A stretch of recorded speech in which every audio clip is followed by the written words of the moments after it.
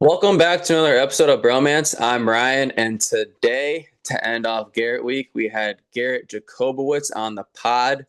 We had a general interview with Garrett. We talked a lot about his company, Saga Sportswear. Link in description. I promise I'm going to put it in there. And we finished with questions from people. That's it. Hope you guys enjoy.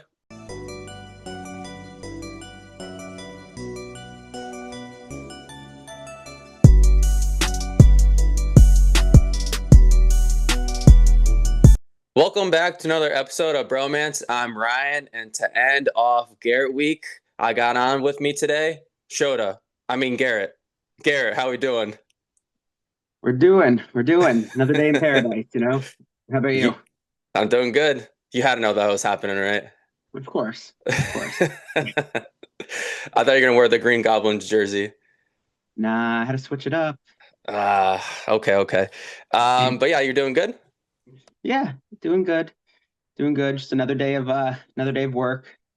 You know, surprise in front of me every day with what I do. So it's always a great day. But how about you? How was your day? It's pretty good. Wednesday night, so obviously last night we played dodgeball, and it takes me a while to go to sleep. I feel like just like all that energy by the time I get home and everything. So Thursdays are normally like longer days for me at work. So I had Yeah. like 4 hours of sleep. Then I worked 11 hours today. Mm, Um, that's rough. Trying to watch the Phillies game in between work and then this. But yeah, I mean, today's been good. Yesterday wasn't good for Yankees fans. Unfortunately. Yeah, I mean, uh, I don't know if I want to get into it, but I feel like it's every year that the Yankees, collapsed or, I mean, they haven't missed the playoffs in like 4 years, 3 years, whatever it's been. But every year it's the same thing. I feel like the roster has gone slightly better, but I mean, the coach is the coach, and you got a bunch of disappointed Yankee fans. I mean, the last time they made the World Series was 2009, or I'm sorry, the I last was time they there. won the World Series. Yeah, they Yeah, were there last year, but yeah, I was there. Game two. you were there. I was. I Was was. that the game they got smoked, right? I honestly, it's a little embarrassing. I don't even remember at this point. Okay, so all I I was all I looking into. remember, all I remember that was Jay-Z and Alicia Keys were there, and they performed Empire State of Mind, which was pretty cool. And I mean, I the game was good regardless, but That might have been the game that got absolutely cooked, but I was looking to go to one of those games. Tickets were like $2,000 for the cheapest ticket, but I'm just like, honestly, this could be a once in a lifetime opportunity.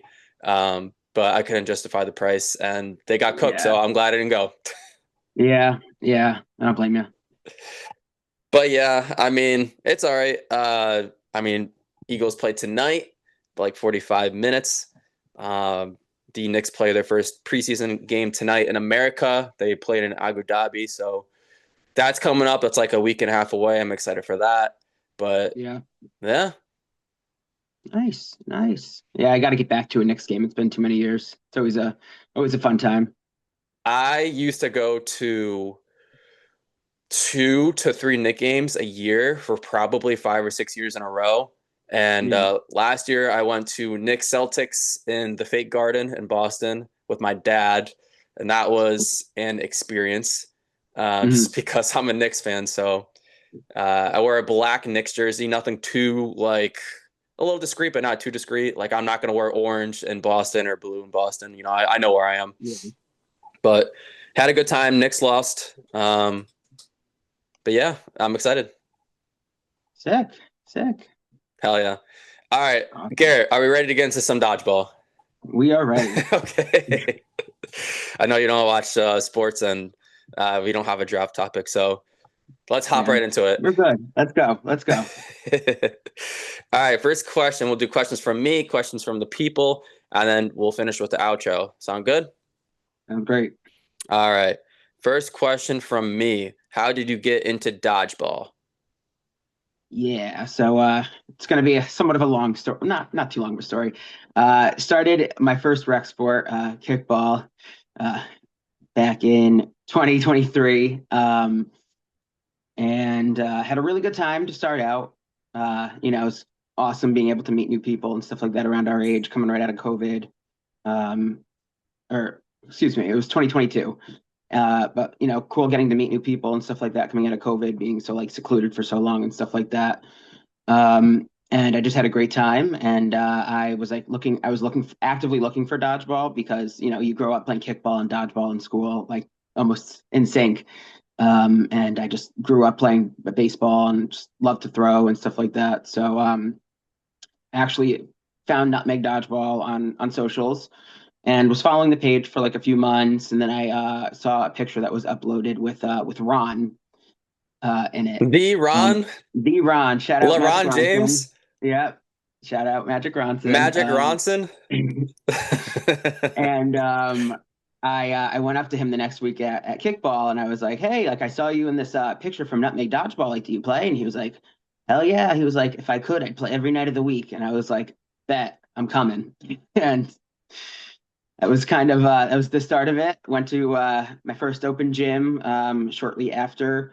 It was a great time, and then ended up signing up for the next season for No Sting. I believe it was season 4. And I was with Gym Class Heroes, just a bunch of kickball people from the local league.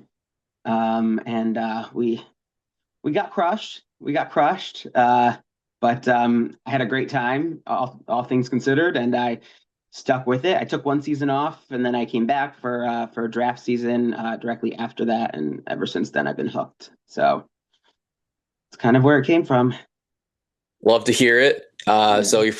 your first Nutmeg team was Gym Class Hero. So that was like Stefan, Casey, Ted, right? Uh, yeah.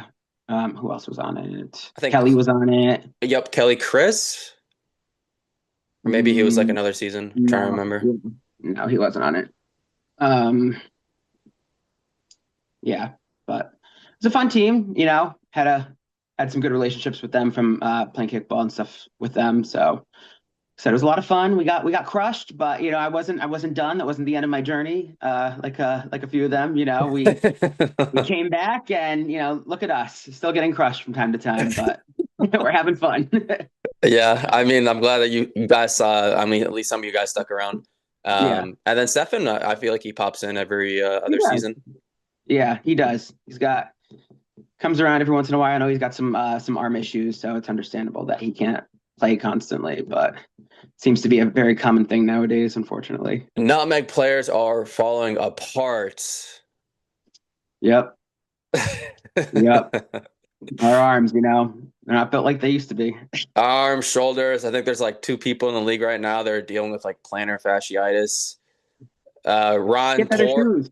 yeah, Ron tore his rotator cuff, came back, played the 3v3, won the 3v3, hasn't came back since. It's been a Yeah. mess. Yeah. Yeah. What That's can how you you do, guys know that's how you know you're getting some tournaments under your belt.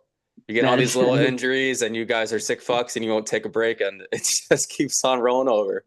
yeah. Yeah. It's crazy. It's crazy how that works, The last tourney I played, the DMV one a few weeks ago, so I've been dealing with some like arm and shoulder issues as well. Uh, Started out Sunday and like was in a lot of pain, a lot of pain. I tried not to throw it all.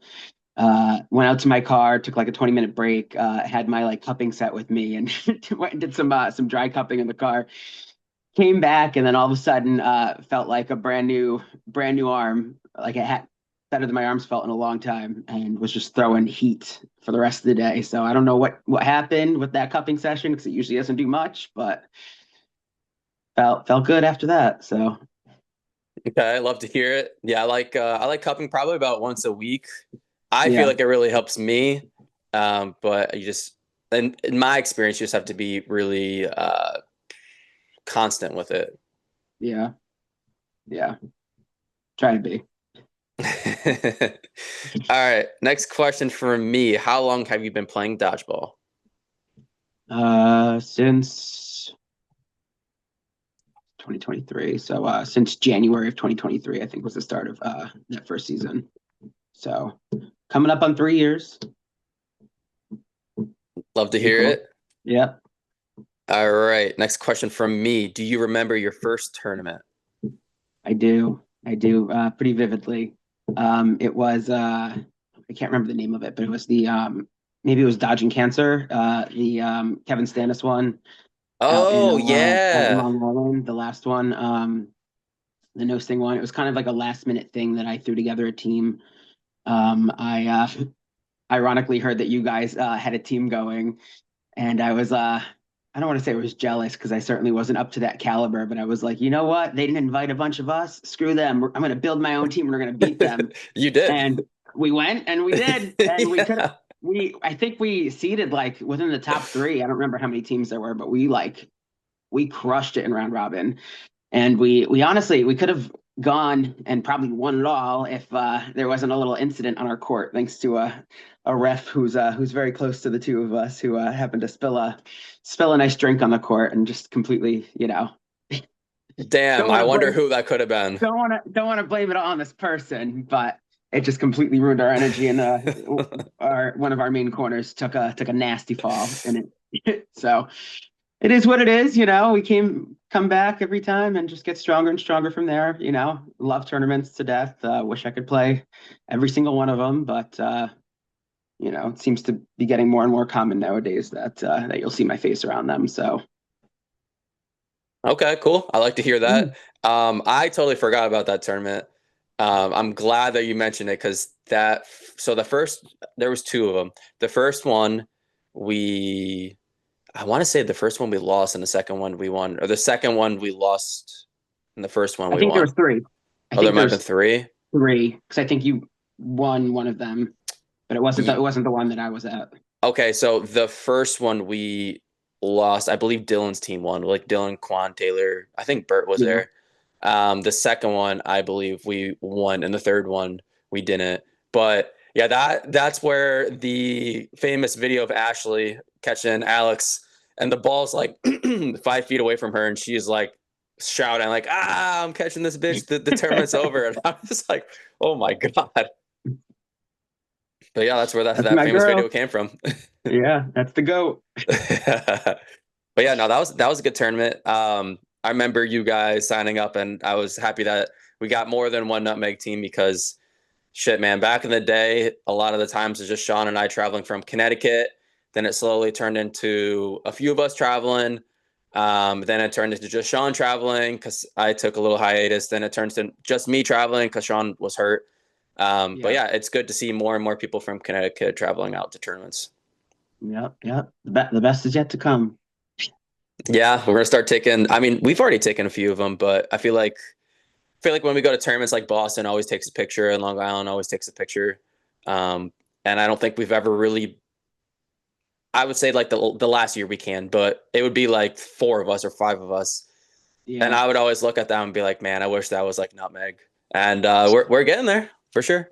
Yeah. I mean, our pictures would look good, but we're not organized enough at this point, so they just never happen. Yeah, that's true. All right, next question. Have you had a welcome to dodgeball moment? A good question. I feel like most people have like one specific moment that they can refer to, and I don't really feel like I have that. I will say there have been like, and I don't want to call this a welcome to dodgeball moment necessarily, but there's one hit. It was probably the worst face shot I've taken to date, by none other than Tyler McComb. Oh. Yeah, it was nasty, just straight in the face. One of our nutmeg weeks. Can't remember how many seasons ago it was, but I think it was a trip and ball season. And all I remember is everyone's like coming up to me like immediately, like as I step off, and they're like, "Oh my God, are you okay? Are you okay?" And they're like, "Your face is all red." And I was like, you know how it is when you get hit in the face. Like, just, I'm fine. Give me a second. This was Back no sting too, away. right? Because you said tripping balls. Oh yeah, yeah, yeah. It was no sting. So that was a rough one. I've taken a face shot from Allen, and it didn't feel as bad as that one did. It must have been my positioning, or maybe Tyler just put some extra heat on it. But Tyler has the arm in the Macomb family. yeah, yeah, he definitely does. He definitely does. I thought you were gonna say after the one and only. I'm like, oh shit, Allen hit him in the face, or I'm like, No, maybe I hit him in the face.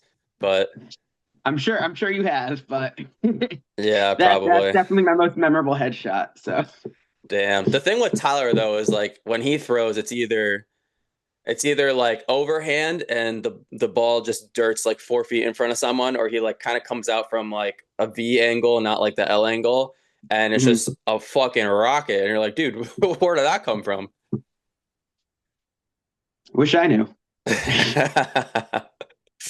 Okay, well, I mean that's good that I guess you haven't had a crazy welcome to dodgeball moment because I've definitely had some crazy answers on here. Yeah, yeah, I've definitely heard a few. I think one of my last face shots it was against Sluggers, I think like 2 seasons ago, foam, 30 Hmm. feet, and it was Dave Roy, and I forget the second person, but the Second, second person followed up, and it was one of those face shots I didn't see, and I had my eye open from like not in front of me, but like a split throw, yeah. and I got a black eye from it, and I'm like, damn, I haven't had Oh, one of these in a shit, while. shit. From a That's foam rough. ball, I'm like, damn, like that was a good hit. That's rough. I gotta say, I have taken a foam ball to the face a few times, and sometimes they hurt just as bad for whatever reason. I don't know why, Yeah. All right, I but got a crazy story to share because I yeah. don't think I've shared this story before. So this was, I think it was like 2016, maybe 2017, and we were Hmm. playing in a Philly tournament, and the tournament was on a Saturday. And I remember it being in October because we showed up Friday for a Halloween party, and I got absolutely hammered. And I woke up the next morning and I was hungover as fuck. But I was like, I'm definitely going to the tournament. Like, hopefully, I'll sober up on the way there, or while I'm playing. So Yeah. most of the time, especially back in the day, I honestly really only just played corner, and I Hmm. was so out of it. I'm like, guys, I cannot play corner. I'll play in the middle. Like, you guys play off of me, I'll play off of you, whatever. But like, I don't really want a ball. Like, I need a playoff ball for now. The Yeah. very first throw of the game, and the OGs will know this name, but Ryan Umstead with a Hmm. no sting ball blasted me in the face. I never saw it coming, but that's exactly what I needed for the rest of the tournament. Shit. That probably knocked the liquor right out of you. Yeah, I needed that. And then we end up winning the tournament. But there's some Fuck yeah. people who get hit in the face and they're like, I'm out, or like, they hang out in the hallway for a few minutes. I'm like, all right, bet. Yeah, like I'm coming back at you. Yeah, yeah, be ready. Yeah. All right. Next question from me. Do you have any current goals? Yeah, yeah, I definitely do. And I can split them up between like goals as a captain, with like things I always try to like implement and get better at just in my role and like help my team with, but then like also on an individual level. Um, I mean, this is kind of like superficial, but just the first one that comes to mind that I'm trying to hit before the start of before the start of the year is I got clocked my foam throw got clocked at I believe it was 67 um, miles per hour. And like I said, it's superficial. It means nothing. If I'm throwing that fast, it's probably going to the ceiling. Like it doesn't mean anything. But I just set a goal. I set a goal like when Ben clocked this for me like a month ago that I wanted to hit 70 by the new year. Um, Superficial, like I said, if I'm throwing that fast, it's usually nowhere near somebody. So doesn't really mean anything, but that is a goal that I'm working towards. And then also just working towards getting in better shape every day. And fortunately, dodgeball is a big motivator for that. Just so it kind of goes hand in hand because obviously playing more dodgeball, helps that situation. But it's a motivating factor for sure, especially as I want to start competing more and more, and feel like I can really I guess. I mean, I feel like I can hold my own decently at times now when my head's in the game. But you know what I mean? Just be able to move a little bit better and stuff like that. So working on some of that for the time being. But then on the captain level, just I guess being more aware of everything that's going on my side of the court constantly, and even while I'm on the court, I guess just paying attention to what my teammates are doing and kind of adapting from there and helping them on the fly and things like that. Because at times I could get tunnel vision and like just focus on, on the game ahead of me, which is of course very important. But at the same time, like I always want to be helping my team get better. And usually it's things that I'm not even good at that I'm trying to coach them on. But you know, trial by error, I guess. So Those are some good goals. yeah, So you've been captaining for 3 years now, right? Pretty much 3 years? two, yeah, two. Okay. What do you feel like you've improved on from like year one to now? Yeah. I think definitely my confidence and like my ability to lead a team, just like on the court. And I mean, it just gets better and better every week. But like, I started out the first team that I captained, I had Ashley Elder, I had Dan Hood and Dave Roy on that team. So I had like the best people to to refer to all the time. And they kind of like they led things for me at times. I was just like the organizer a lot of the time of getting us all together and making sure that information is being transmitted between everybody and stuff like that. But since it's gone back and forth between like losing a few of them here and there, so it's kind of I've had to in a good way have to rely more on myself to kind of be that main leader. So like I've been getting a lot better at play calling and stuff like that, like on the fly, because that tunnel vision comes into play a lot, or used to come into play a lot more, where I was like in the moment, just kind of, stuck in place and like not really knowing what to say. And I try to refer to somebody else. So that's definitely somewhere that I feel like I've improved. I feel like I lost track of the question there. ADHD, No, you're good. it's crazy. No, you're good. I feel like you answered it well.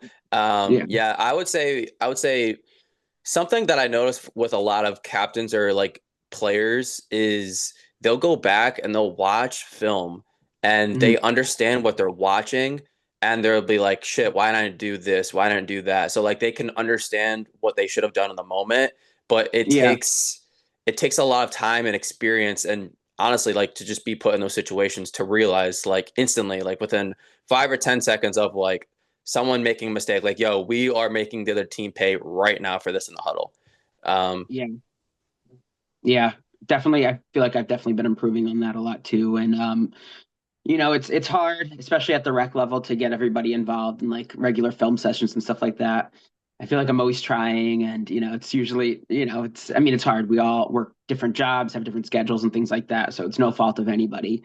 Um, but and it is just a rec league, so it's understandable. yeah. But I certainly rewatched the film myself many times between each week, and write notes for all my players, and send it to them. And I try to be like as positive as possible, but I understand that constructive criticism is very necessary. So without being too nitpicky, I try to send everybody feedback every week and things like that. And the first week of the season, when we played you guys, I actually did stats for the first time, Oh, and that was a nightmare. That took like over 5 hours to do. yeah. That takes a long Yeah. time. But I mean, it put things into perspective, and it was certainly like really useful. I was able to show everybody on the team their individual stats. I didn't want to like send the the entire page to the whole group because I didn't want to embarrass anybody, maybe, or things of that You're nature. like this, yo, this dude threw 40 times and got 3 hits. What a loser. That wasn't me. I think I threw 7 times that week. Kind of crazy. But we've certainly balanced the scales in that sense, because that was something that was the first like glaring issue, is that there were like a few people who were just throwing all the time, which is just is what it is. I usually will pass the ball off at times, so it's on me. But just doing a lot of that, and trying to help everybody and let them help them realize what's going on and get them more invested in the game, which is just always I feel like it's a tough thing to get everybody to buy in as much as we are as captains at times. But Yeah, I like the stats thing, and I also don't like it at the same time, and I'll yeah, explain why. So I feel like for players who are like very one-sided, so like for example, people who have arms, they'll go through and they'll do their stats, and they'll be like, dude, I got 24 outs this week. The next closest person was like 10. And I'd be like, Yeah. all right, well, I mean, yes, every single person on the court is like one person, but like some outs are bigger than others. So I've been on teams where people really enjoy doing the stats, and I feel like if I were to look at stats, I would look at me personally. If I were to uh, look at stats, I would be curious about like catches thrown and then hit rate. Yeah. Um, yeah, Yeah, those were all included. It was I'm trying to think of what the name of the program is. There's actually two programs out there right now specifically for tracking dodgeball stats. And they are very, very useful, very resourceful. The user interface is pretty good. There's a lot of information that it gives you, but it takes a lot of input as well. So that's why it took me like 5 hours to do 40, like a 45-minute game. But at first, before the season started, I was like, oh, I'm gonna try to do it every week for us, and just see like how we're building, and just don't take it as gospel, but you know what I mean. Just kind of get what information you can get out of it as you can. But after that first week, I was like, I don't know about that. I think this is Lou's program, right? Um, this was a different one. This wasn't the one that's like US based. I think this one might be the person who created it's from Australia, I believe. I'll have to get you the name at a later date, but it's pretty good. It's pretty good. Just, very time consuming.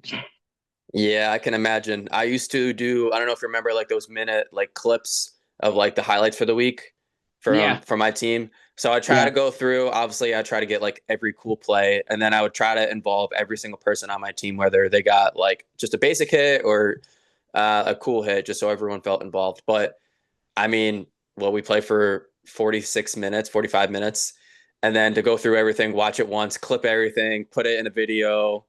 I mean, the whole process would take like 2 to 3 hours. And I'm like, for only a minute, I don't know if this is worth it. that's the social media game, man. It's Yeah, I very don't have time the time for that consuming. anymore. But I mean, yeah, it's a little rough. Yeah, yeah, very rough. The play calling stuff too. That's like another tricky part, and something that I try to do, especially in Nutmeg. So if my team is doing well and we're up by a lot in the second half, I try to sit myself until I feel like I need to play that game, and I Mhm. will not give any suggestions. I'll give like the layout of how we need to play a certain team every single week. And Yeah, then you take that information in the second half and you do with it whatever you want. But I want them to learn on the fly. And like I don't want my team to make mistakes, but I also kind of do want them to make mistakes. That way they could see something happen bad and be like, oh, next time I won't do that.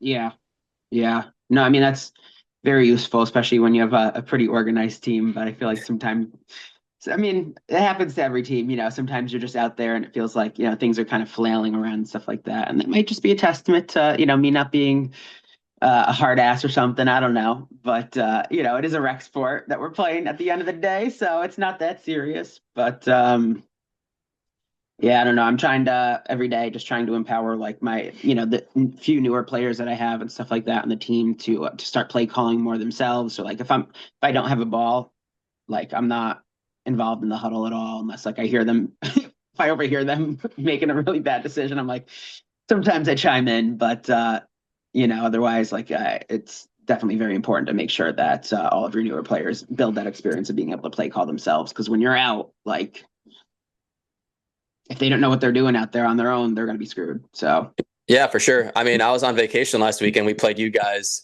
And I gave the team like the breakdown, sent like a 15-minute video. Hey, this is what I would do, but I'm not there. So I'm preparing you guys for who I think will be there and what we should do. But at the end of the day, this is on you guys. And I was talking to Terrell, and he was just like, most of the time I'm just on pilot mode or autopilot and just listening to calls. And he was like, when you weren't there, I was like, shit, I gotta make the calls, or Ashley has to make the calls. Someone's gotta make the calls. So yeah, it's a good challenge. yeah. Well, they certainly made the calls. They certainly made the calls. You guys are missing a That lot was of a rough people. one. Yeah, yeah. We only had four of our eight on court, so it is what it is. Third time's a charm, right? See you in Yeah, playoffs. yeah, let's go. I'm ready. All right, next question. What advice would you give to yourself when you first start playing dodgeball? Um, Good question. Good question. Yeah. Um, I'll probably be saying that a lot throughout the entirety of this. When I first started, um, I guess just something as simple as keep your eyes forward at all times. That's I some good still, advice.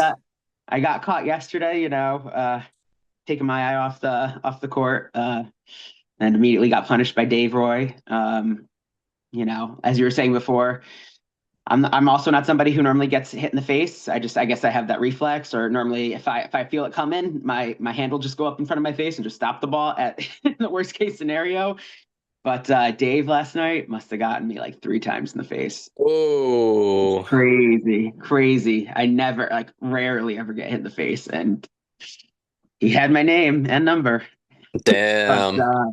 yeah, he caught me slipping last night, and that's definitely something that I had a lot of issues with to start out, as well as throwing wise. Remember that first season, I could probably count on one hand the amount of throws I had that were actually like within the player height range, Your throws have gotten a lot more accurate. versus the ones that were hitting the ceiling. But I still throw them high at times. It comes with that fast release, I guess, and it's the luck of the draw with me, I guess, on if I'm going to release at the right time and if it's going to, be one of those fastballs that are actually within range, or if it's just going to sail to the ceiling.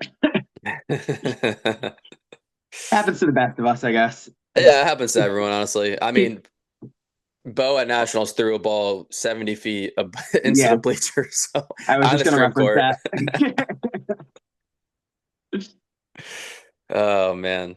Um, yeah, that's some good advice though. Yesterday we were kind of struggling with that where the other team was running a lot of waves, and that's something that I've been teaching my team this year. Yeah, Um, and yesterday they were running waves even though it didn't make any sense to. And I'm like, keep your eyes up because they'd like look over for the ball, and it's like, I don't know, 12 feet into the bleachers, like underneath. And I'm like, we're not getting that ball, just look forward. But yeah, yeah, it's tough. it's tough, part of the game. Yeah, it comes with experience. So we'll all be getting better. That's it. I'm like, hey, you're a good enough player where you can look forward and have one person throw at you and be like, all right, I'm gonna dodge or catch this, and that's Yeah, that. And then I'll worry about the ball behind me afterwards. yeah. All right, next question. I know what the answer is gonna be, but favorite ball type, least favorite ball type, and why? I don't think you know what the answer is going to be. I think I know what the answer is gonna be.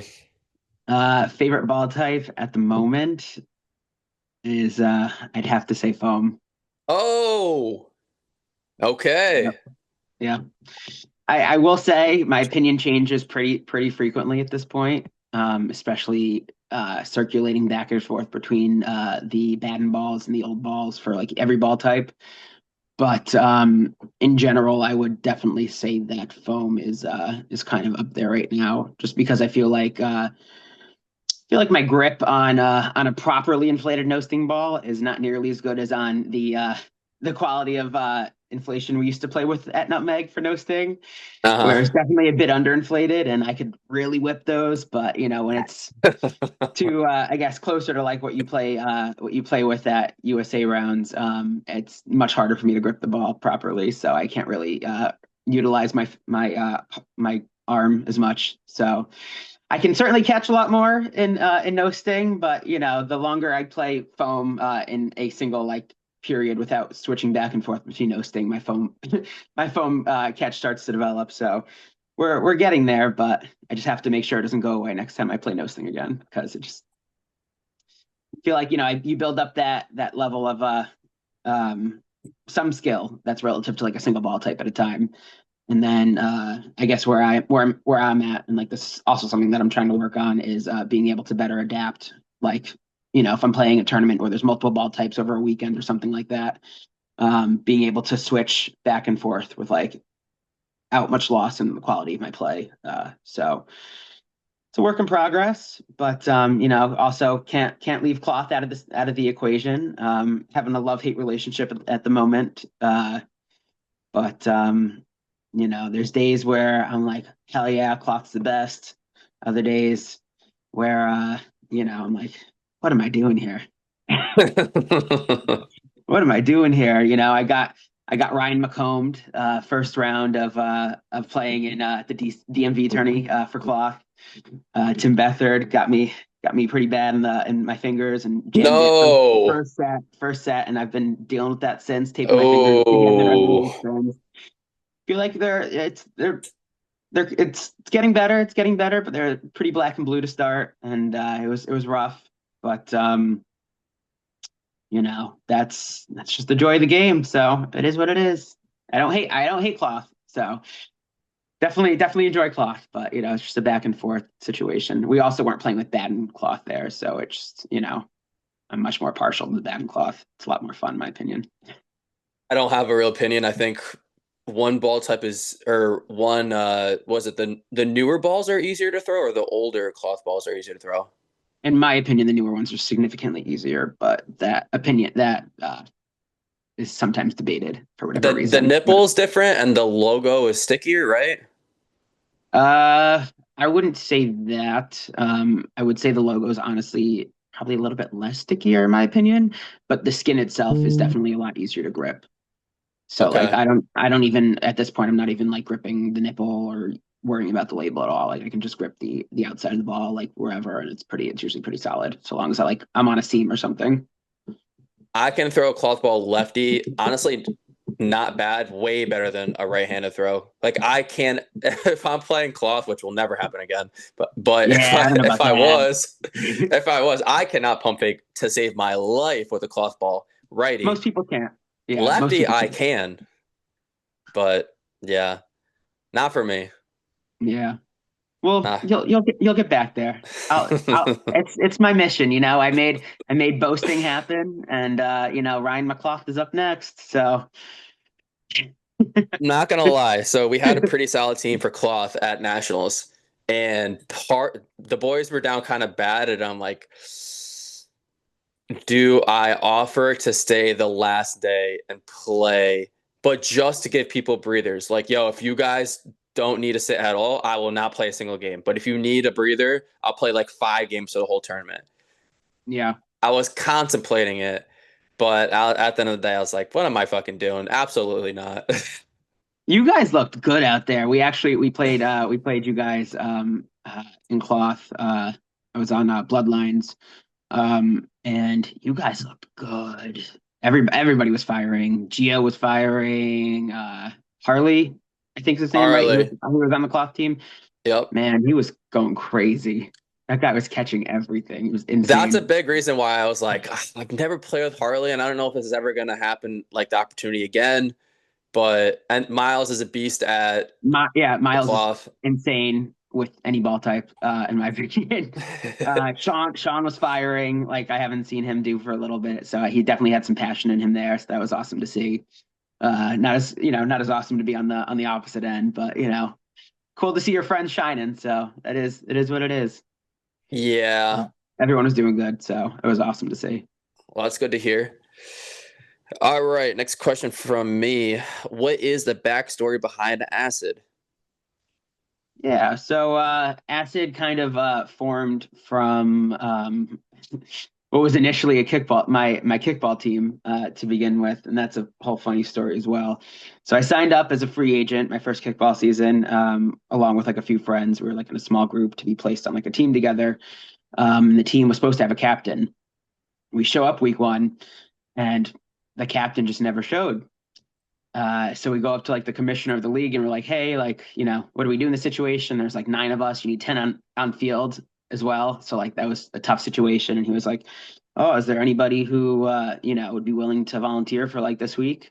So nobody was raising their hand. I was trying hard not to be that guy. And then I eventually just put my hand up, and what was supposed to be for the week ended up being the season. And then, got to name my own team got to name the team the next season and bring in some outside friends and things like that. So we ended up being Tripping Balls, and then brought that name over to the dodgeball team, for the first 2 seasons that I captained.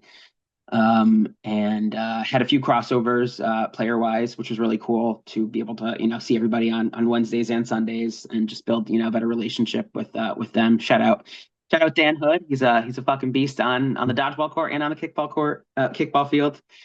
Kind of crazy. And DDR dance floor. And DDR, yeah, people underestimate how fast his reflexes are, but that guy can move. Yep. Um, but yeah, ended up being tripping balls. We won our second season, no sting season, which was just awesome. It's my first like rec sport win. So that was really cool to see. And then I just felt like there needed to be a shakeup. We lost a few players, a few people moved away, a few people shifting around between teams to get a change of scenery and stuff like that. And I just felt like tripping balls. Just it didn't have a punch, didn't pack a punch, the name.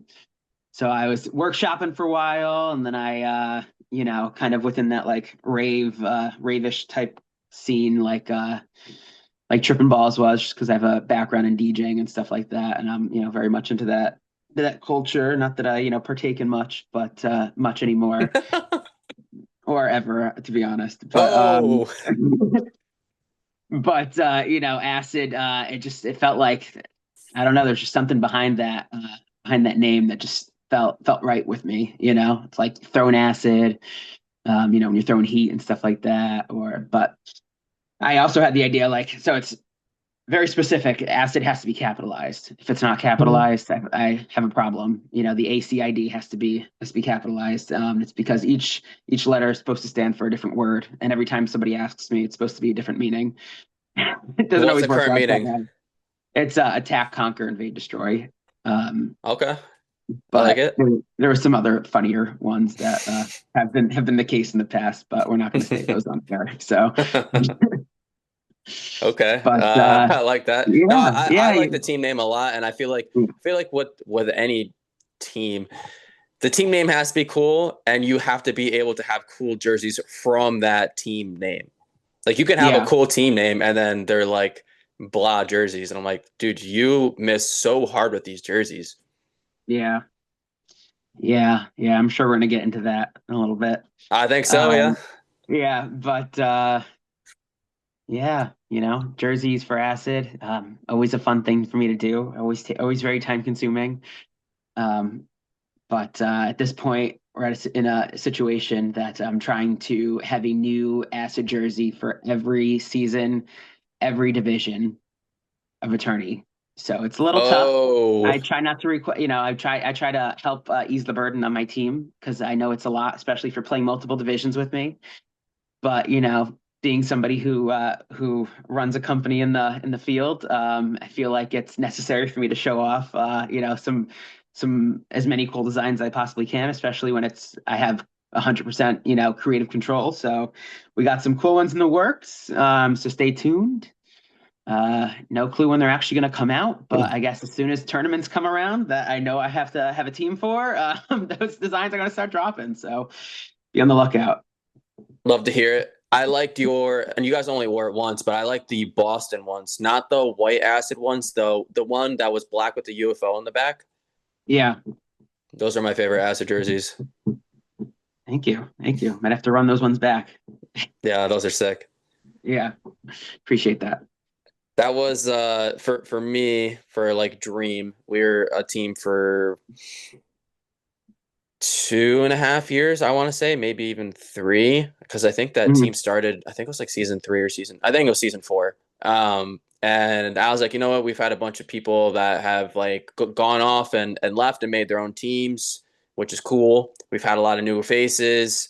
We've had some returning faces. So I'm like, you know what? Like, I want to rebrand. And at the time, I was on this Seattle Supersonics documentary kick, and I was like, Mhm. we have to be the Supersonics, and they have some sick throwback jerseys. So there's like the white ones that we're looking at, the ones that we have right now, and then they have like the cool like green with like the yellow as well. But I was like, we could have jerseys for days with this team name. Yep. Yep.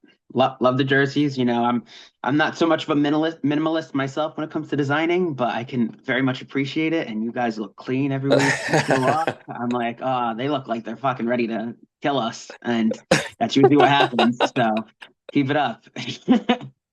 Appreciate it. Yeah, I think I mean back in the day, I think I would just try to have too much stuff going on with my jerseys. And now I'm just like, I think all you need to do is have a few cool colors, maybe stuff that you don't really see very often, and just like a simple design. I think that goes a long way.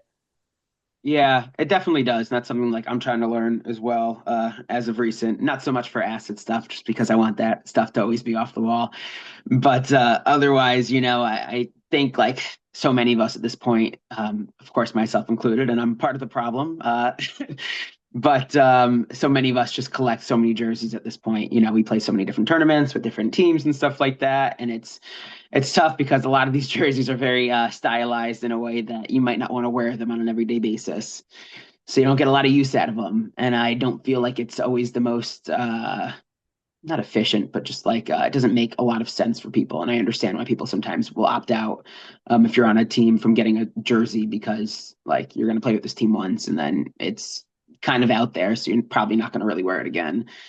So I'm trying to take that sense into mind more and more nowadays when consulting people on designs for jerseys or designing them myself. And less is more. And the more you wear a jersey, in my opinion, it's usually the better. So, if you have something that's kind of, you can wear to the grocery store or you can wear on the dodgeball court and look sick either way and not look, crazy in one place, then it's probably, better off that way at times. So, Yeah, no, I agree. My closet, I have a whole closet dedicated to dodgeball jerseys, and I'm getting to the point where I don't want to throw any out.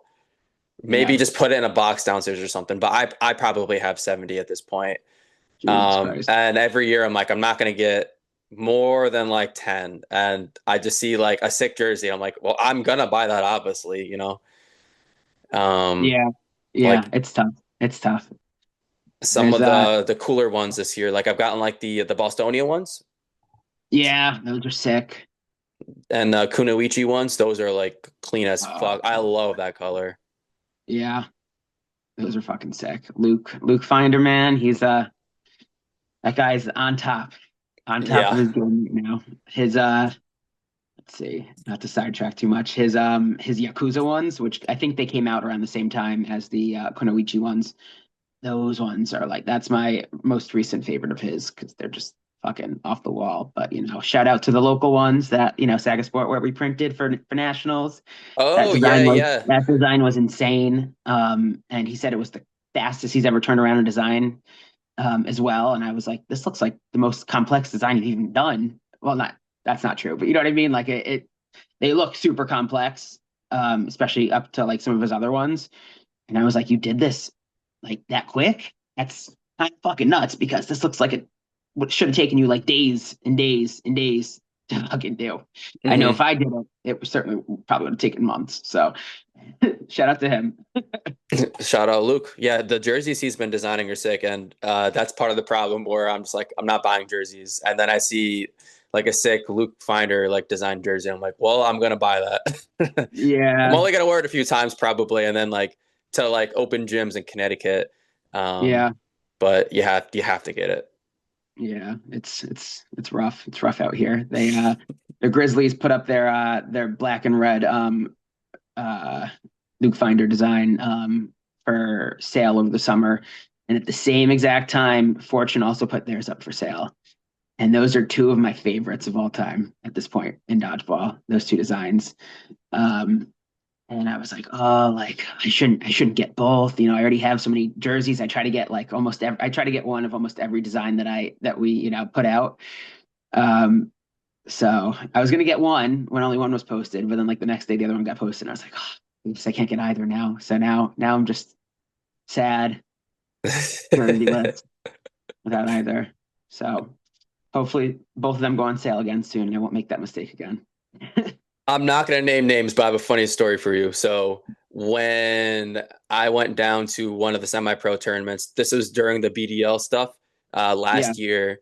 This was the Nickelodeon themed tournament, like where they had all the jersey Yeah. designs. Abby was like, "Hey, I have a ton of jerseys. Can I give you a jersey, or can I give you a box of jerseys for everyone?" I'm like, "Yeah, that's fine." And I got the box of jerseys, and like dead ass, there was like 40 jerseys in there. And I'm going through all of them, like, all right, this person got, two, this person got like three, whatever. Someone got eight. I know where this is going. And I'm like, eight fucking jerseys is crazy. Shout out Deja. Yeah, it was Daisha. Yeah, I'm like, yo, she spent like I don't know $400 on jerseys. Shout out Deja. That is an investment, but yeah, I mean, hey, when the jerseys look that cool, like it's so tough to say no. So I Yeah, understand. it's hard. It's hard. All right, let's move on to the next question. Do you plan on traveling and playing in more tournaments next year? Of course. Of course. First off, starting off with a bang. It looks like some things might be up in the air with the team that I was bringing, but I'm going regardless, and I'm finding a team if not my own. But Acid is planning on going to kickoff in Toronto this year. Very, very excited about that. At this point, it seems like most definitely, well, it is registered. We have a mixed team going. Um, and it's looking good. It's looking good. We're all super excited. Most of us have never been to Toronto, I believe, let alone, of course, play out of the country. So, we've only heard incredible things about that tourney. So I'm sure it's going to be an uphill battle playing there, from what I hear with the kind of competition that they got up there. But I'm ready for the smoke. So let's fucking go. Yeah, you're gonna meet some people and be like, "Holy shit, who's that?" Or Yeah, you're gonna see some people and be like, "Well, I've seen them throw like, watching a live stream," and then you see them in real life, and you're like, "That person throws 80 miles an hour. That's insane." yeah. Yeah, I almost wish that I was in some form or fashion. I'd be able to face off against Valkyrie. Just Oh to kind of yeah, that would be sick. But unfortunately, that's impossible in the current the current world. yeah. There's a player, Caitlin Esterbrooks, Yeah, and he throws crazy hard. And I would say like probably like within the last 2 years, a lot of people at Nutmeg will ask me about players at tournaments, and then some people would be like, "Holy shit, they're so good," or they're like, I don't know how good they really are. And I'm like, listen, watching them on a stream when they're playing halfway across the country does not do them justice. Like they do not pop off on the video. You play them in real life, and you're like, holy shit. Caitlin yeah, Estenbrooks, when I was watching him throw, what was it, the kickoff, right? The few months ago? I always get them yeah. mixed up. Oh, Kickoff of Clash. Clash. Okay, Clash. Yeah, When I was watching during the Clash, I was like, holy shit, that guy has an insane arm in video. Like watching him play in real life or playing against him in real life has to be crazy. yeah. I think wasn't there somebody? I don't know if he was on the Canada team for last Worlds or not, but I could have sworn I saw something a few weeks ago. I was, I guess, just scrolling through the WDBF page, that there was a Canadian player who got clocked at over 80 or something like that. It honestly was probably him. High high 80s. And I was like, what? It was probably him. So I heard that he's double jointed, and that's why he has like a crazy range of motion. Like when he brings his arm back, it's like all the way back, like all the way back. And his whip is insane. And I'm just like, that's crazy. Yeah, yeah. I've definitely had that experience going up against people that you see on film, and like you see that they're very good players and stuff like that, but that experience of seeing that ball in person and having it come at you was very different. Shout out Cam Parkey and Ketchum out in Cleveland, because I did not want to be lined up against them, let me tell you. Yeah, there's some people that you're just like, okay, like when I play them, I know that this ball's coming in hot. But there's some people like I'll shout out Nick Dachenko. I've played against him a few times, and I mean Yep, he's traveling like to literally everything. So you have to be like, yep, this guy's crazy committed. He's a good catcher. He's very nimble, and I feel like that's what he's really known for. but that kid has a fucking cannon.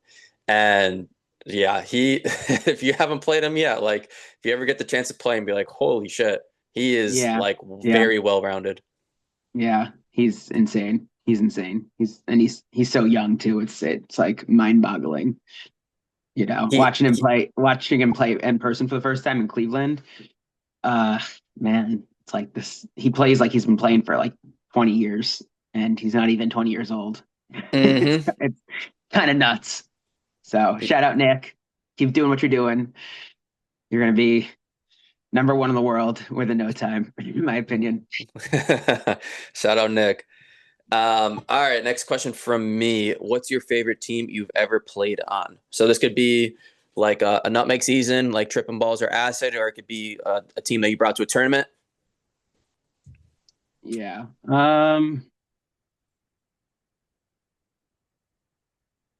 Come on, Garrett. There's only one right answer. I agree. I agree. It's just, a little saddened that we didn't have the full team there, especially my goat. But Midnight Madness, this past year was sick. Absolutely sick. Roster was myself, of course, you, Ryan. Last minute pickup, came in clutch, came in clutch. Don't know how I lucked out, and That was like but you yeah. graced us with your presence and graced us with your driving. Because if it wasn't for you, I probably wouldn't have gone because of that snowstorm. But shout out you. We also had Alan, we had Sierra, we had Derek, John Gatlin. Shout out John Gatlin for making the trek down from Boston for that in the snow. Hmm. Fucking crazy. But appreciate you. My other goat right there. Supposed to have Ashley Elder on the team, but unfortunately the snow got the best of her and she couldn't make it out. Um, but there's always this coming year. So planting that seed right now with you as well, Ryan. Midnight Madness. We'll see what comes. But there's the plant. Um, then we had Angel on the team. I believe I said Sierra already, and Hmm. I had Vicky come in clutch as the last minute replacement for Ash. So shout out all of you guys. That was awesome. I think we all had a really good time playing there, regardless of how things turned out, which was a little unfortunate. But it was awesome getting to play. I love mixing in new people every time playing a tourney. It's just so cool to get new experiences with people and kind of see like who works with the team and who doesn't and things like that, and just kind of get to learn on the fly everybody's play style and just learn from everybody and have a good time. So yeah, that is probably my favorite, one of my favorite acid teams for sure. No, Boston. yeah, Yeah. that was a good it was a good tournament. Unfortunately, we ran into the team that won it, and in Yeah. my opinion, there's just two teams that it's. I mean, I don't want to say, but I kind of feel like I have to. There's only two teams in my opinion that were going to win, and unfortunately, we just played each other in the semis. Yeah. But yeah, no, that was a good experience. Caden was, I think, three weeks old, Yep. and I was Yep. dealing with some back stuff, and I was just like, sorry to the teams that reached out to me, I'm out. And then I had the itch for a few weeks, and I'm like, I know myself, I'm gonna hop on someone's team. I'm not gonna make a Yeah. team, but I'm gonna hop on someone's team. Yep. Yep. That was awesome. Really appreciative of you. No, thanks for having me. It was good Yeah. good time for sure. Yeah. All right. Okay. Next question. What's the biggest challenge you faced in dodgeball so far? Um, Good question. I would definitely Good say question. there we go again. I would say and this isn't like a direct challenge necessarily, but I definitely went through a few setbacks earlier in the year, in terms of, I guess, just like me having it actualized to my face that, I'm not the greatest, which I've always known. But I just had some wake up calls, and you know, it was hard in the moment, for sure. Not getting picked up for like a team or something like that. Um, but I could have just wallowed in that and like backed away and just, I don't know, retreated, I guess. But instead, it took me like a week to get over it maybe. But then I was like, all right, well, clearly you've got some shit to prove, Garrett. So ever since I've like just been investing in myself more, trying to come up better and really improve on my skill more so than ever before. Just on a weekly basis, and that comes down to even just taking care of my body better and like really focusing on arm health and things like that because that is definitely my biggest strength on court. Um, and it just like I said, in the moment, it was definitely a bit off-putting. But it was and it still is my biggest like motivating factor since starting dodgeball to kind of like prove it to myself that that I'm worth it. I'm here to stay. I can hang. And maybe some people got it wrong by not picking me up. So here we are. Gotta Yeah, gotta prove my worth to myself, nobody else. I like it. I mean, I think Yeah. that's a good attitude to have. You could either be like, man, fuck all these people, or screw this, I didn't get picked up, and so and so. Or you could be like, I'm using this as motivation. I'm gonna better myself. Be a better captain and learn from this, and Yep. and use it as motivation. So I Yeah. think you handled it the right way. Yeah. And if nobody's gonna pick me up, then shit, there's a reason why I captain in the first place. I'll just bring my own fucking team and crush you guys. Love to hear Wishful thinking. it. All right, next question. Do you have any hobbies other than dodgeball? Yeah, yeah. I am a roller coaster enthusiast. Not something people say on a Wait, regular what? basis. Yeah, I'm a Are you roller coaster trolling? enthusiast. I'm not. I'm not. Since before I was tall enough to even ride like the larger coasters and stuff like that, I've just been obsessed my entire life. We used to get, I mean, I still get seasons passes every year for Six Flags, but growing up, it's honestly a pretty affordable outing once you get a season's pass. So we would go, the family would go every other weekend for like the entire season, every Jesus. every year to Six Flags New England out in Mass, and we had all of our families in Jersey, so we'd go out to Great Adventure from time to time and stuff like that. And like you show me a picture of a roller coaster pretty much anywhere in the world, I can tell you exactly the name of that coaster. I could tell you the stats. I could tell you the height, the speed, when it was built, the manufacturer. Um, That's so crazy. Damn.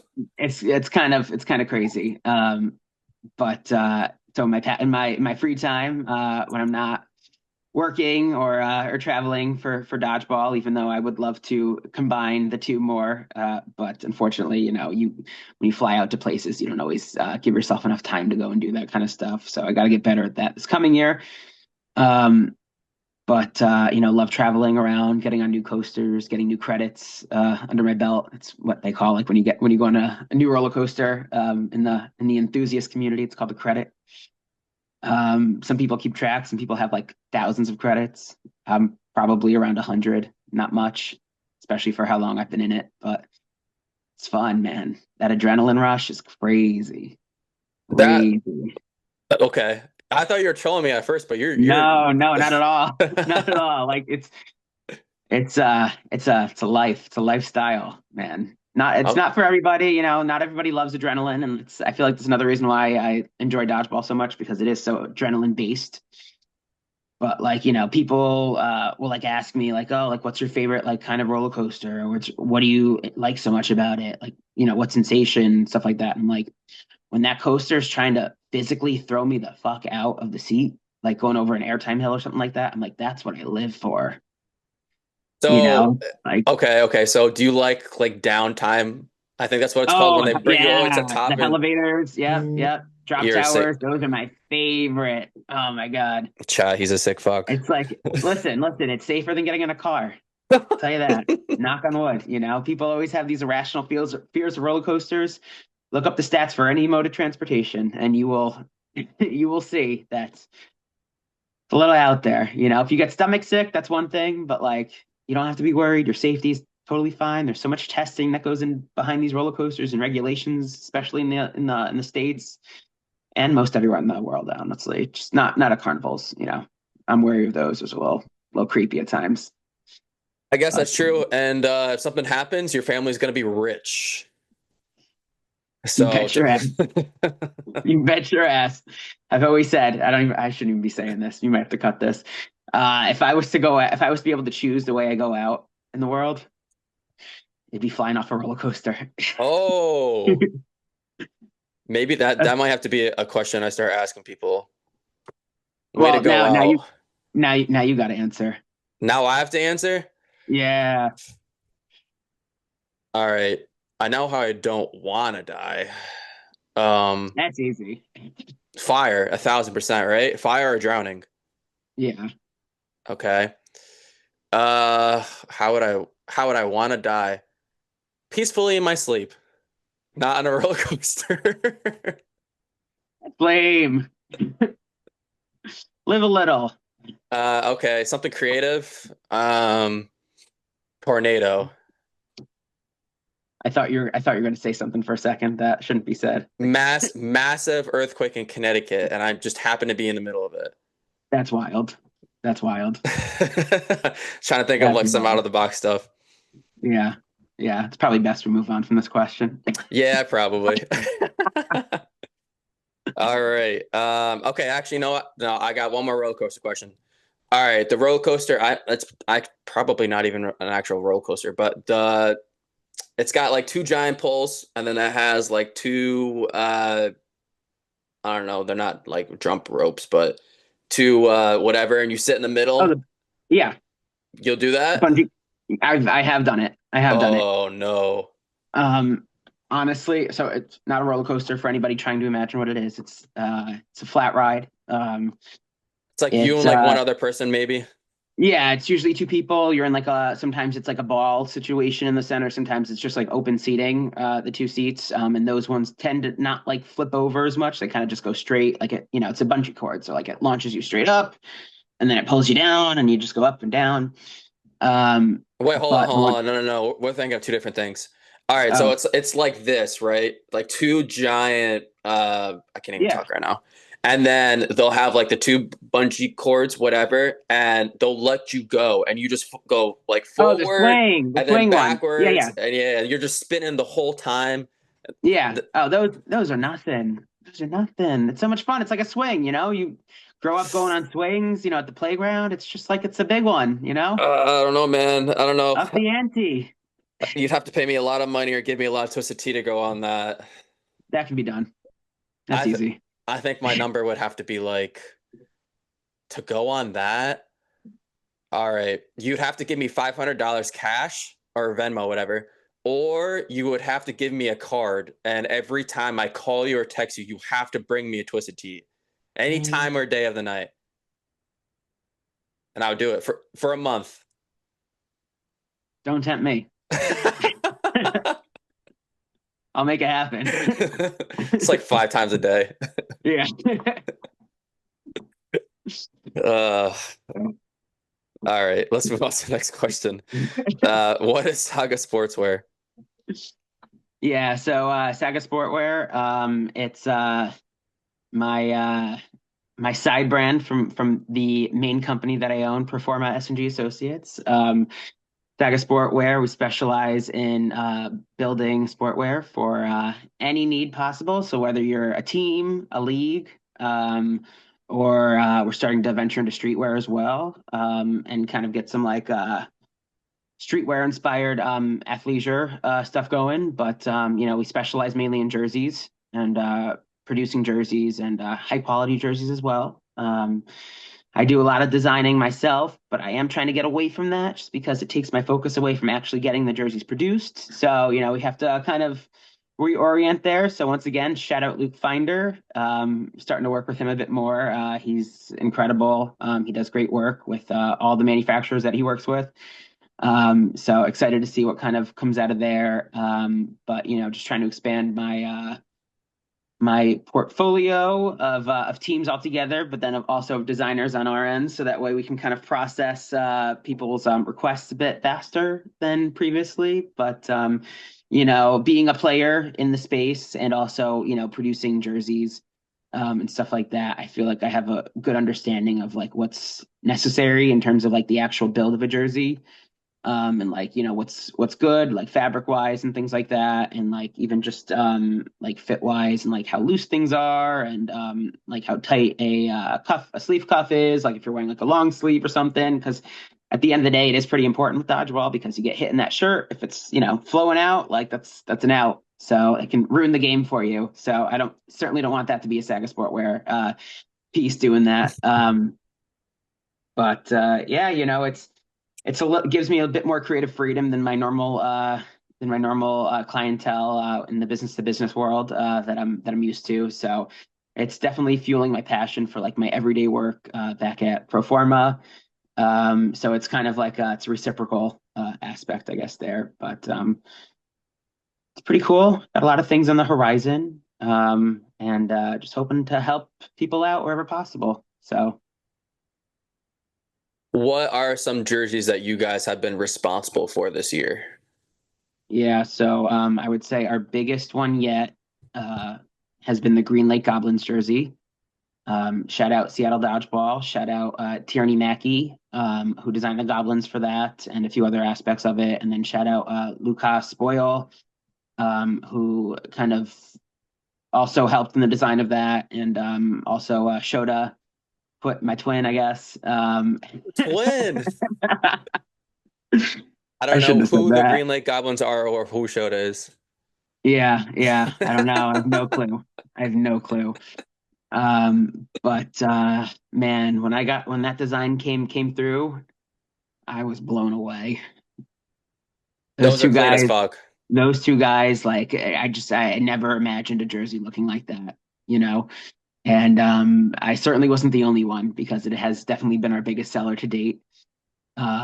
And it's sick getting to see people all over wearing this jersey that like, we helped produce, and people wearing it with pride and shit like that. Like I sold our first jerseys internationally over to Europe specifically, and they happened to be a few Green Lake Goblins jerseys that I had to ship to my office location and then forward over there because the factory couldn't ship direct for that one specifically.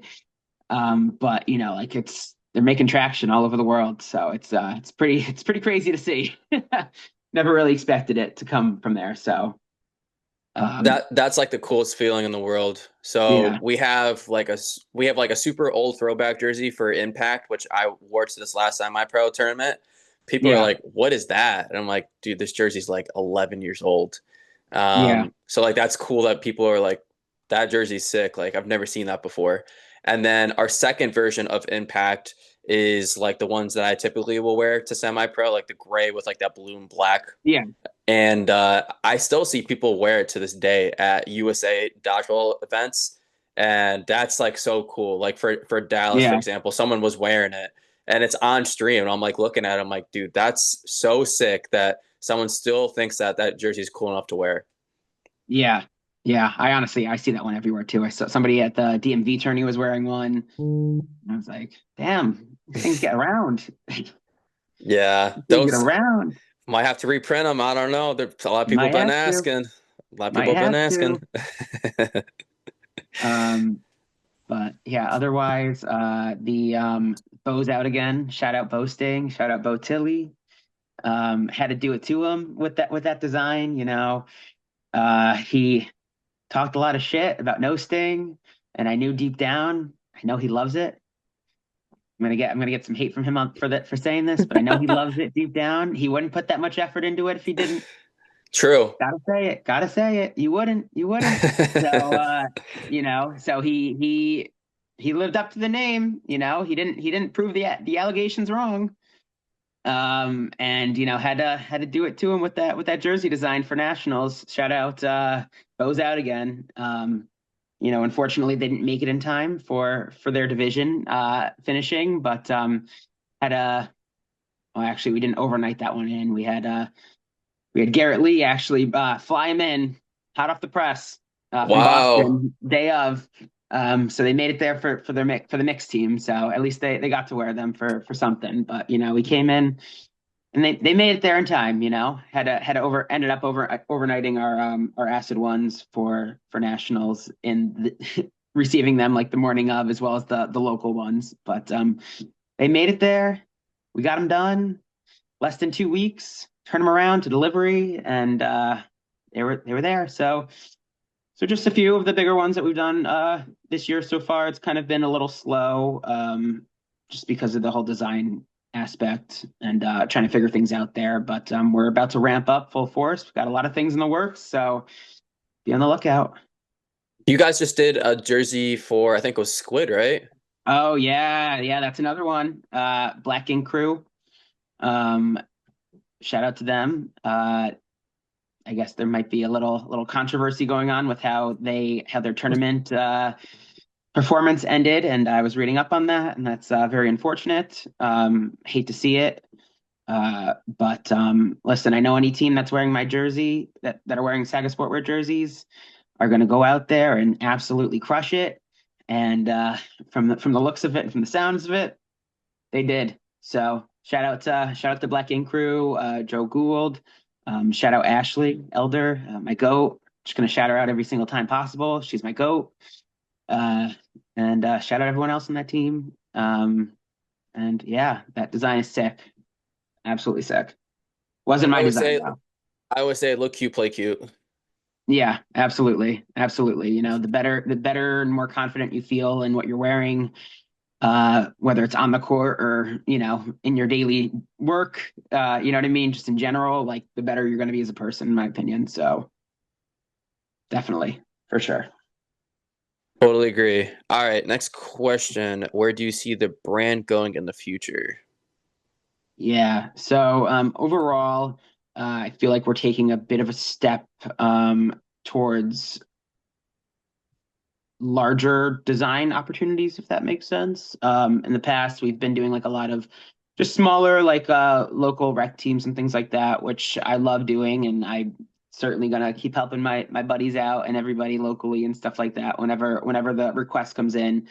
But I guess just in the future, we're looking to spend more time on ensuring that our designs are like next level, whether it's me design, whether it's myself personally designing them or working with, a designer and just helping in that process and things like that. I want like everything to come out to be more meaningful going forward.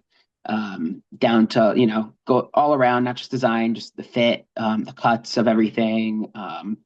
Because I want people to feel good in what they're wearing, and I want people to be prideful, regardless of the fact that of if my logo was on the jersey or not, for Saga Sportwear.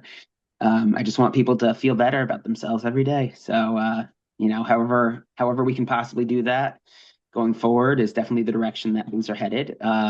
Into the streetwear aspect as well. We're starting to do merch specifically branded to Saga Sportwear, and offshoots of that, like our Legends Only line that's dropping pretty soon. Got some hockey jerseys coming out Oh, in the next month or so that are gonna be mint. Looking to We're gonna do some bags soon, some gym bags and things like that. Water bottles, socks. We're gonna have a new design for socks coming out soon. Just across the board, looking to better the brand every day and see what we can do to get more people feeling better in what they're wearing. So the hockey jerseys are sick. So yeah, I don't know if you remember our not the jerseys, the hoodies that we had. yeah, That super simple design. It was like that cotton candy with like the dream catcher. So I really wanted to see if this company had like hockey jerseys, like the big, yeah, hockey jersey with like yep, the strings in the middle. And I know yep, that's not everyone's like style, but I'm like, dude, that would be so cool. yeah. Not to wear like while you're playing, obviously, but like just to walk in Yeah, like as like a of warm course, up. of course. Yeah. So if anybody's looking for hockey jerseys as well, hit me up, hit me up. Hit up Garrett. And where can Shameless people find plug. you on social media, Garrett? Yeah, you could find me a bunch of places, but at Saga Sportwear, SAGA SPORTWEAR, no S in between, not sportswear, sportwear. Um, or at GBJ, GBJX3, GBJ times nine, I guess is what it boils down to. But hit me up either one of those places, or head to our shop, shop.sagasportwear.com, and you can find out how to contact me through there, and just hit me up wherever. I'll answer eventually. Love to hear it. Definitely send me those links. I'm trying to get better about this. I shouted out Garrett's YouTube channel in the last video, and I'm gonna start putting stuff in the description. So send me the links and Hell look in yeah. the description. Hell yeah. Appreciate that. No problem. All right, that was my last question for me. Let's move into questions from the people. Are you ready? I am ready. All right. First question is from literally a goat, Ashley Elder. What are some goals that you have for next year? Yeah, so I did touch on that a little bit earlier. One of them was the superficial. Like I wanna hit 70 with my foam throw. Um, just to prove to myself that I can do it. Uh, I guess long term for next year would be being able to throw that and it not sail over people's heads. So I guess that's a longer term goal for next year to work towards. Also, I guess just being more consistent in my playing. There's a lot of times where I feel like I'm just like not on it for whatever reason. Maybe it's a lack of caffeine. Maybe I'm not sure what it is. Maybe I didn't warm up good enough. X, Y, and Z. But then there's other times where I feel like I can I really pop off just out of nowhere, and I need to figure out how to kind of like I guess harness that energy better and make it more I know what it is, consistent. Garrett. You know what it is Well, too. uh, Just put that jersey on. shout out. Put that Green Lake Shoulder jersey on. Yep, yep, yep. That might be it. That might be it. Or if you don't want to wear it like over your jersey, just put it underneath, like it's an undershirt. It's like your Yeah, under jersey. Everyone has an under jersey. yeah. I mean, it's so comfortable. I absolutely could. All right, next question from Ashley. What's your favorite thing about dodgeball? I would say I guess I can't say one specific thing, but definitely number the first thing that came to mind is the community. Um, before dodgeball, I used to DJ in the like electronic scene and stuff like that, the rave scene. And there was a very strong community there, and like you kind of once you're in, like everybody, and everybody's like super friendly and stuff like that. But it felt like at times things got a bit like superficial, and it was tough to connect with people like outside of like a dark club or something like that. But like here it's almost like night and day, you know what I mean? Like people just really like care about each other on a regular basis and want to see people want to see each other thrive, like even if you're on opposite sides of the court. Like there's been so many situations where like somebody will like come up to me and like tell me like, outside of the line, like you like played your ass off. You know what I mean? Like whatever you're doing, keep it up, or like just give me like advice and stuff like that. And like I know sometimes people don't love advice. Unsolicited Yeah, advice. unsolicited advice. Thank you. Appreciate that. Some people don't love unsolicited advice, but for the most part, I could sometimes misconstrue it, but for the most part, I very much appreciate it coming from almost anybody because it shows that you care about me and about the sport as a whole, getting better, and it's pretty meaningful. So the community is definitely number one. Number two is also just the I guess the adrenaline rush that I get from playing.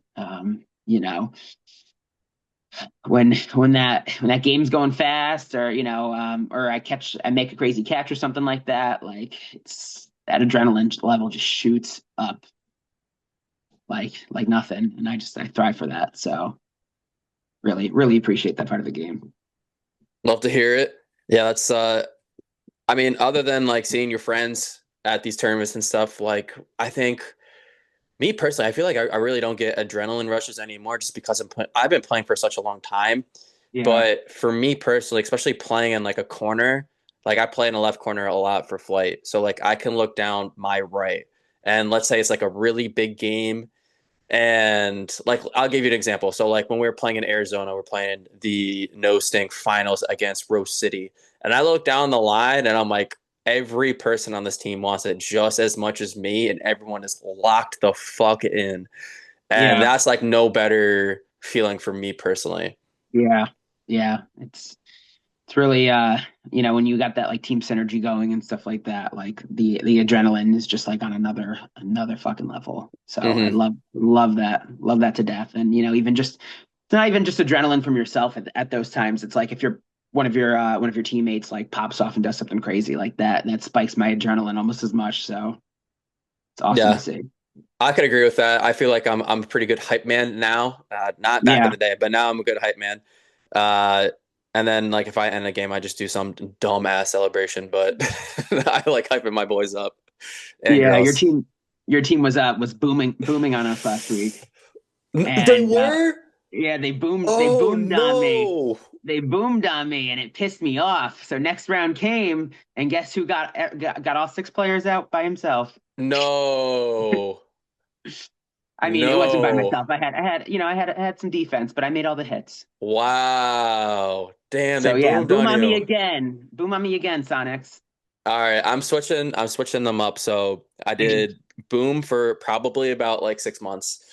Mhm. Then last year when John Morant got in trouble for like this 30th time for the grenade and the gun stuff, I would do the Yeah. grenade celebration.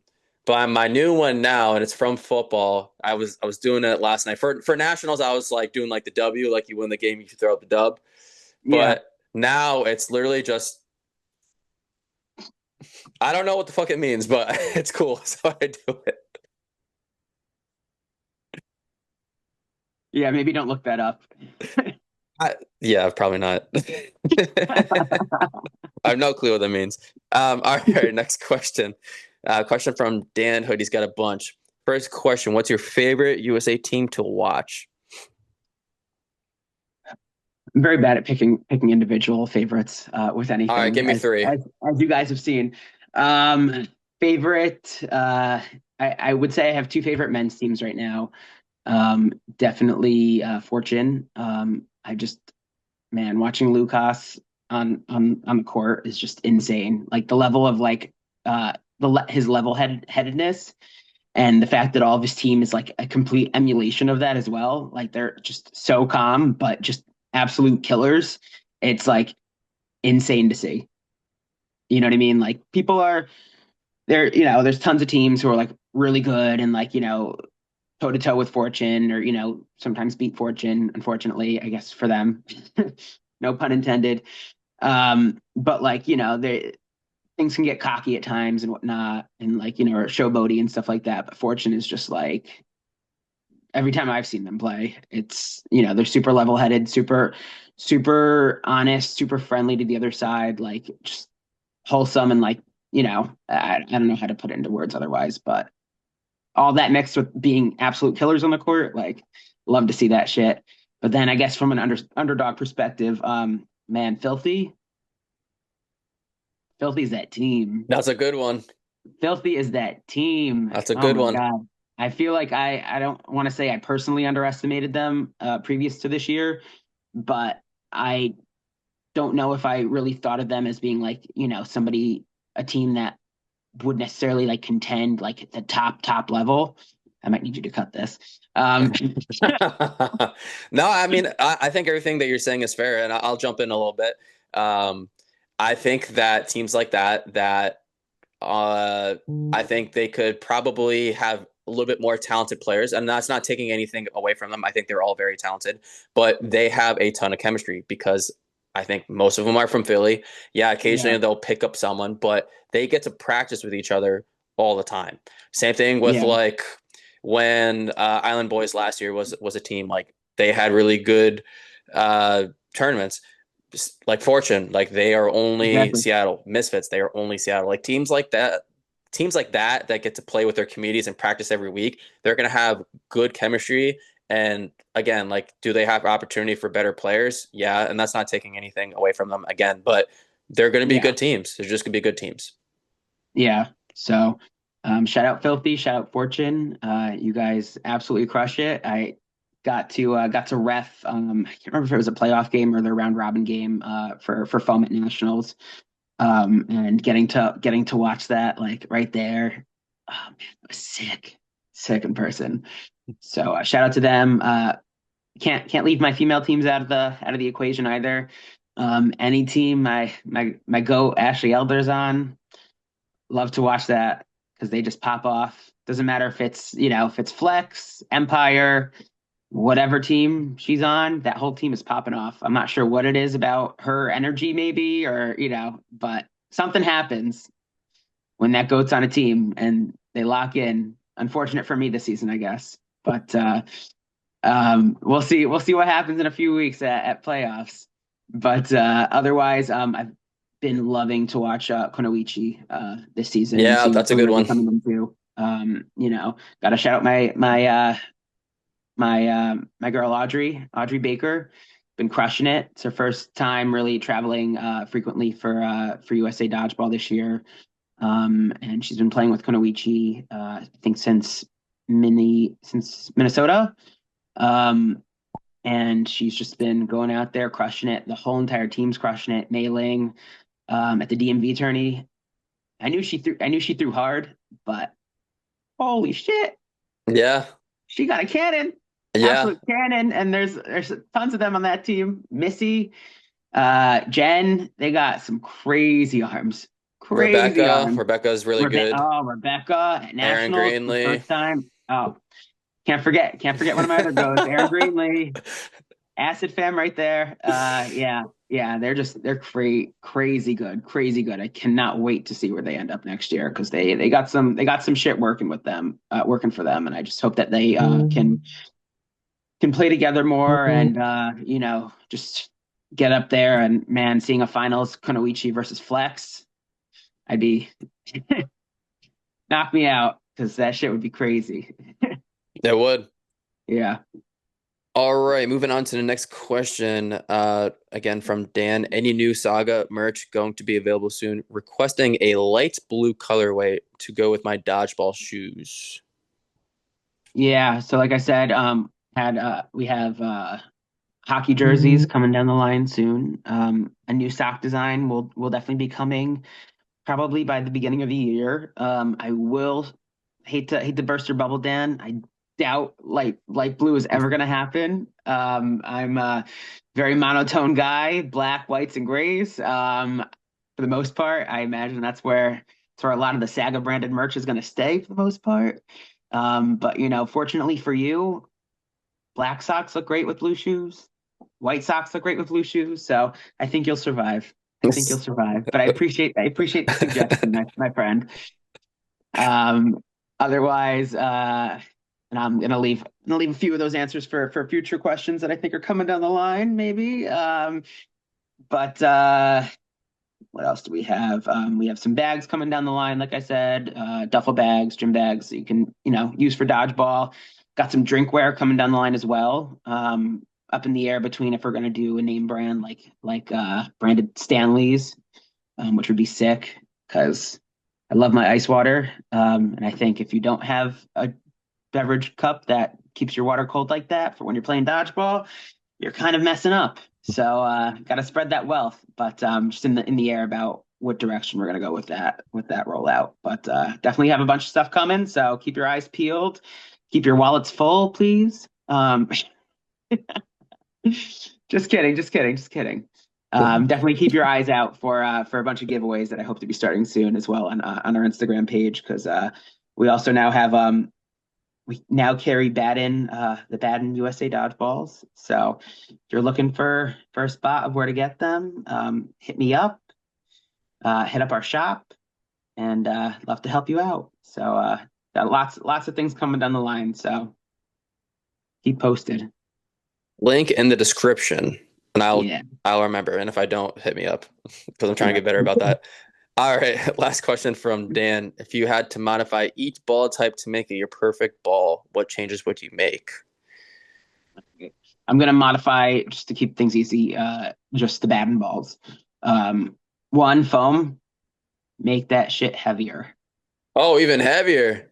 Yeah, my issue with foam is that it's not heavy enough. So like that's a reason why I feel like I have a lot of my current arm problems just coming from like playing predominantly no sting at the start. Um and it's probably just with how I personally throw that I feel like it's much more strenuous on my arm because of how much extra force I need to put in to really propel it. And when I got the first sample of the new Madden foam ball, and I weighed it compared to the WDBF Joylight balls. Oh, when I saw that 10-gram drop, I was like, "Oh, are you kidding me? It needed to go in the opposite direction." Honestly, though, if I know that it's lighter, but it feels denser to me. Yeah, it's definitely harder to squish in that sense. Like it's not as easy to grab, like to I guess manipulate in that Mm. way, Hmm. which definitely like works to the density aspect of things. So it does like it's definitely more aerodynamic in a way because of that. But man, if it had some that those 10 grams went in the opposite direction, I think we'd be working with something real great. But I know a lot of people love them for what they are, so I'm happy about that. So at least Hmm. making other people happy. I'm a pretty picky person, so not surprising that I could find an issue with almost anything. In terms of the no sting balls, man, they're just too glossy for me. Make them They're too smaller, dude. Make them smaller, or like I feel like they have to be smaller and deflated a little bit. Like the ones that we used to use in Nutmeg, I thought were really good, but these new Batten balls, I feel like even compared, again, I've been playing for a long time. Even like when I first started playing, those balls were smaller. Like you would pick up balls that like would occasionally be larger, but like a large ball back in the day is like a small ball today. yeah, yeah. So between that and then I feel like there's like a glossy like sheen or something on the outside of them compared to the old USA balls. Just makes it a lot harder for me personally to throw.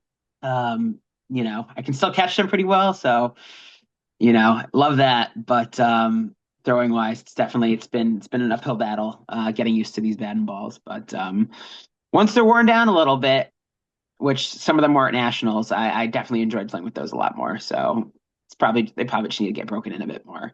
And then last for the cloth balls, I will say it would be a bit nicer if they had a second colorway Oh, because okay. every tournament we've played so far with the cloth balls, it's been a nightmare because the balls are just flying everywhere and like it feels like every 30 seconds you have a ball coming on your court from the next court and you have to pause the game and cloth is so much about momentum.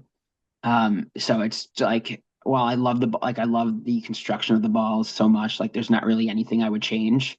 Um, it's just really tough for there only being a single color ball when you have three courts playing in like the same room with nets that don't go up to the ceiling, so the balls are just flying everywhere. So that's my one critique. I did hear that there might be something in the works there, but haven't really heard back on that rumor for a few months. So I'm hoping that's still the case because that would be a game changer. But What color would you pick? Like fluorescent orange? no, just blue, honestly. Just blue. Yeah, Okay. yeah, All right. Joe asked two questions. We already talked about the first one, so we'll skip over that. His second question, though, is what is the biggest challenge of being a team captain? yeah. I guess finding balance between making sure that I'm playing at my best while also ensuring that everybody on the team is also like being coached at a level that's necessary for them. Because I feel like at times like I could get that tunnel vision, like I was saying earlier, and like only focus on one aspect of it and feel like I'm neglecting the other, whether that's like, focusing too much on not too much on the team, but like focusing most of my energy on the team and then just like letting myself kind of fall to the wayside or vice versa. And finding that balance to where like neither one has to be taken take the wayside. I think is a big challenge of mine, at least personally, that I've been really trying hard to work on. So Okay. yeah, Alrighty, next question from Audrey. She's got three. First question from her. What is your favorite part about managing slash captaining a team? Yeah, seeing other people succeed and do great, you know. My favorite part of playing dodgeball, outside of winning, of course, which is everybody's favorite part probably, is to just see crazy catches happen. Catches win matches, obviously. But anytime there's somebody on my team, like if I look down that line or if I'm, off the court and I see somebody on my team make a honestly, it doesn't need to be a crazy catch, just any catch to begin with. Like you will hear me. You'll hear me no matter where you are. I don't know if you've uh, heard what we've been saying this year for Sonics. boom. Yeah, boom. Yeah, I did. Yeah, I had a nice boom on Ashley last week. So yeah, boom back. Oh, damn. Dude, I can't. So for me, it's like feeling like a proud papa. Like I teach my team something and like maybe I'm not in the court and they like execute it perfectly. And I'm like, dude, like that's sick. I feel like a proud dad. I'm not their dad, but I feel like a proud dad. But also like hearing that they boomed on you guys last week, that's hilarious. I think one of them boomed on Ashley after I caught her. That's crazy. That's crazy. All right, wait, I might need to bring it back. You might. Next question from Audrey. What's the next thing you want to work on for your own game? Outside of the things that I guess previously mentioned, I want to get better at not reaching as much.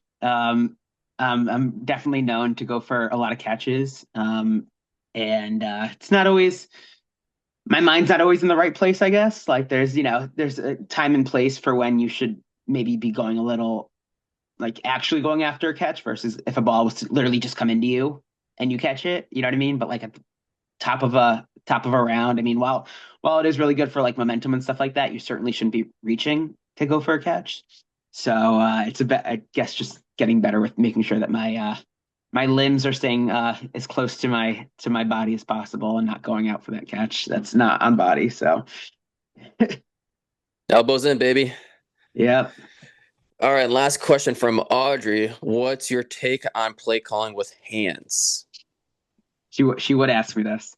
It's something I go back and forth on. I do feel it has its place, at least on teams that I've ran so far, just because sometimes I can get flustered, as I was saying previously with play calling in moments. I've definitely been getting a lot better, especially since the beginning of this season specifically. So really excited to start like working that into tournaments going forward and stuff like that. But the finger calling does help a lot. I have noticed I was a naysayer when we first tried to start rolling them out the first time that Audrey and I played together. But I do see its value at times because it is a lot faster than having to huddle up every time. Especially like if you don't have that established chemistry. Like there's definitely teams out there that like you don't even really need to do that. Like you could just make a signal from the back line or something like that before you guys even like start to uh, charge towards the midline, and everybody just kind of knows what's going on. But when you're a team that's kind of still working on that chemistry and really establishing that, like I do see its value. So while I go back and forth on whether or not I want to use it in a specific moment, I do see its value, and it's good for certain occasions and other occasions. When I can't think straight, it's a lot easier for me to just tell somebody to do a certain play. So I agree with you. I've never personally have been on a team that'll do it, but I think there's players that there's a lot of players in the dodgeball community that are either like partially deaf or not fully deaf, but like there's a lot that are partially deaf. yeah, And also like you are using a lot of time and energy to huddle every single time you do it. yeah, But the only thing I would say about stuff like that is like everyone has a different play call. So it'd be like fist, like middle, or like one left, two right, three, whatever. So the only thing I would say though is like me personally, I pick up on that so easy and I yeah, never will blatantly like show that I know it. So like someone's like in the middle, like fist, cool, middle's throwing. And the person next to me, I'm like, hey, middle's throwing, like, or so and so. So I feel like it has its time and place, but that's yeah. just my 2 cents on it.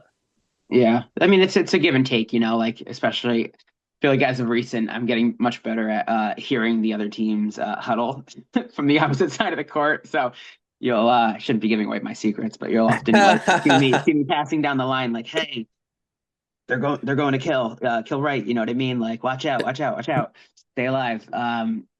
So, each definitely has its time and place, but wherever works for any given team is what I think's best. So Exactly. All right, we got two questions from Amanda Luce. yep. First question: you've created some pretty sick jerseys since you started Saga. What what is your favorite Nutmeg jersey you've made? And then what's your favorite jersey overall that you've made?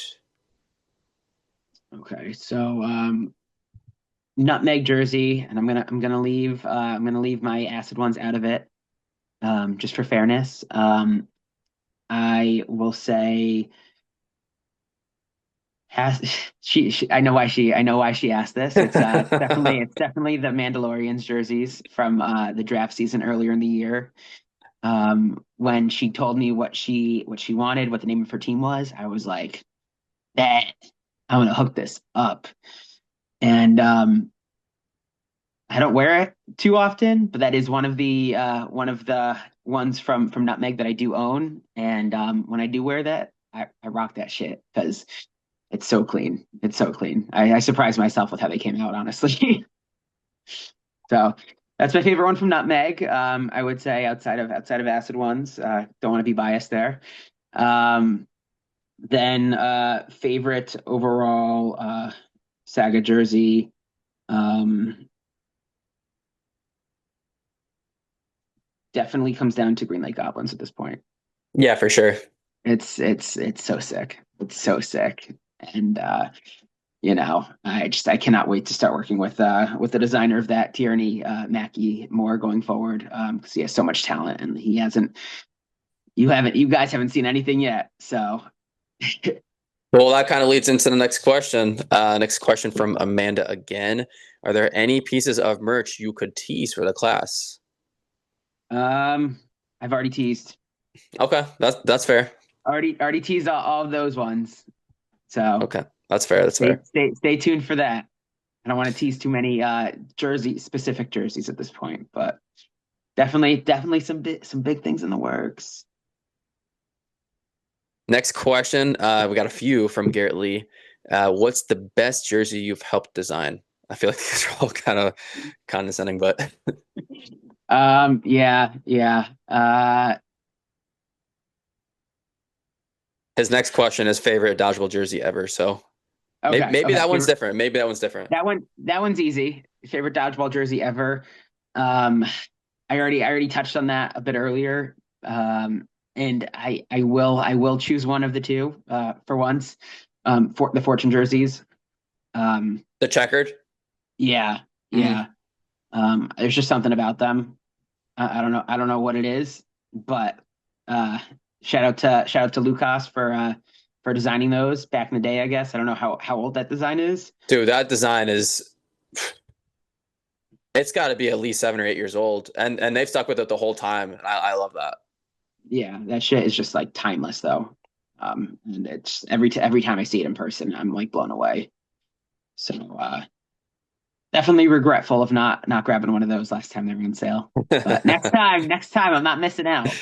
Always next time. Um, yeah, but also shout out again to Luke Finder for those black and red Grizzlies jerseys. That love those ones as well. So Those are sick. yeah. All right. I've got two more questions. Question from I'm just looking at the last one. Question from Mackenzie Wilson. Will there be a new general nutmeg jersey designed soon? Um. So like we have like the black and red one Yeah. Yeah. from like 3 years ago, 2 years ago. Yep. We have the black and red one. Oh, we have the blue and red one too. Yeah, we have the red, white, and blue ones. Um, Story behind those two that maybe not everybody knows, but they were both fundraisers to get our goat to two different Team USA tourneys. The first one was the North American Caribbean Championship. Cup. Yeah, the Caribbean Cup. back in 2000 and it was 2023. Those are the black and red ones for Ashley Elder. We fundraised off of those and got her some extra money to kind of help with all those expenses because man, it's rough out here for for you guys who travel for Team USA. I couldn't even imagine. So anything I could do to help, especially my friends in that area, I'm always here. And then we did the red, white, and blue ones last year for her trip to Graz, Austria. We personalized them a bit more to Ashley's requests. We put the goggles on the sleeve with Elder in the eye lenses just to kind of give an extra touch to Ashley there. And yeah, they were sick. We fundraised off those again. We got her some money. We did some other merch with those too. We did like the backpacks and the duffel bags, the nutmeg backpacks and duffel bags. So yeah, I guess next time we have some players going to compete on Team USA. I'm looking at somebody here. Um, you know, there'll be jerseys coming. So I guess that's probably the answer. So Yeah, love to hear it. I can't wait to see what yeah, it looks like too. yeah. All right, last question from Luke Finder. He asks any upcoming projects to keep an eye out for. That's why I was laughing before. Yeah, yeah. This one I can lean into a little bit actually. I was kind of Oh, okay. I think I might have actually seen this question ahead of time. Um, got something really special in the works with Luke Finder. Not anything team specific, actually the inverse of that. And you guys will see more very soon about what that's about. But we are working on something to again fundraise, but for something that's hit super close to home for me specifically, but for unfortunately many people out there as well. We're in the month of October right now, Breast Cancer Awareness Month. Let that be a little hint, I guess, of the story behind these jerseys behind. Almost let it slip. Oh, Almost let I it have no clue slip, what but you said. I can cut it. I I can guess cut it's a it. given regardless. What else would it be? But not going to go into much more detail than that. Other than that, watch out for when this collab goes live because we're both super excited about it, and this is gonna be big, and we're looking to just help give back to something that's really close to the hearts of many of us, and especially for the month of October. So keep an eye out. But that's all I'm allowed to say for now. Okay, I think you said enough, but Yeah. yeah, I love to hear that. Cancer is heads home for me as well, so I love to hear that, and I can't wait to see what you guys are designing. Yeah. Yep. All right, Yeah. and that is pretty much it. Do we have any closing thoughts or shout outs? Um, Closing thoughts, not really. I sure spoke a lot here. Can't even imagine what the runtime is. An hour and But 52. okay, not too bad, not too bad. Shout outs. First, got to shout out my Acid fam. I think there's probably about 30 of us at this point. We have our own little group chat at this point, just because I like to play with so many new people at every tourney and stuff like that. But once you play with us once, you're in that group chat and you're pretty much forever part of the Acid fam. So appreciate all of you guys. Whether you're from Nutmeg and have only played in the rec league, or whether you've played with us at any given tourney, like I appreciate the fact that you guys have given me the chance to lead us on court and have entrusted me with that. So it really means a lot to me, for sure. And I just can't wait to keep growing that as well into the future. But specific shout outs within the Acid fam have to give my probably last shout out this time around to the GOAT, Ashley Elder. She's really been a massive help all around in my development as a player and as a captain. And her guidance and help through everything has just been like I can't even put it into words. So shout out Ashley. Also shout out to Audrey Baker. We have a bit of a new partnership there, but we got some stuff cooking. And we're really meshing together very well in the court. And she's been helping lead very strongly, especially when I get a little, when I get a bit of that tunnel vision. So I greatly appreciate it. And then last shout out of those guys to Dan Hood, who's been with me pretty much from the beginning. He took a season off from acid, and he'll never live that down. But Traitor, dude. yeah, he'll Traitor. he'll never live that down. Somebody else might be getting a little bit more leniency, unfortunately for him. But love every single one of you guys in the Acid fam. Um, Other shout out to my family, shout out to my nephews, Caden and Keegan, two Cadens, Two Caden fam, Cadens? two Cadens. Oh shit. But Caden and Keegan, they're my practice targets. They love playing.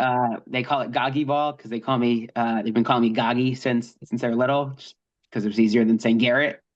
So they call it Goggy ball. So anytime I have to go play dodgeball, they're like, "You go play Goggy ball," and I'm like, "Yep, yep." But it's so cute. They love. I have leave balls around their house for them to throw, and my sister's always calling me up, screaming at me like, "Why did you leave these balls? You just hit me in the face." I'm like, "Oh, sorry, you should have caught it." So shout out to them. Shout out to the Nutmeg fam. Love you guys. Through thick and thin. Shout out, and then final shout out to everybody who's supported Saga Sportwear so far. It means a lot to me that you have trusted me to help you guys look good on the court and off the court. And I hope to only keep that same trend going forward. So shout out to all you guys. And I guess last shout out actually is to you, Ryan, for all that you do. If it wasn't for you at Nutmeg, I feel like you're the motivating factor as to why so many of us have decided to try and like really put our all into it. Probably, I know personally is because I was getting tired of just getting wrecked on by you constantly.